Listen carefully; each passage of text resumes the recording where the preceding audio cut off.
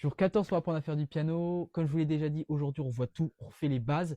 Mais avant ça, n'hésite pas à t'abonner, liker, partager. Tous les jours je poste. Pour commencer, la plus grande erreur que font la plupart des gens qui commencent le piano et que j'ai faite, c'est la distance entre le piano et la personne. En effet, il ne faut pas être trop près du piano, ni bras tendus. Il faut essayer de trouver une certaine distance pour avoir les bras mi-tendus et ça va permettre d'être beaucoup plus à l'aise et c'est beaucoup plus facile, on va dire, de toucher les touches. Le deuxième point peut paraître inutile, mais en fait, il est extrêmement important, c'est comment utiliser ses mains.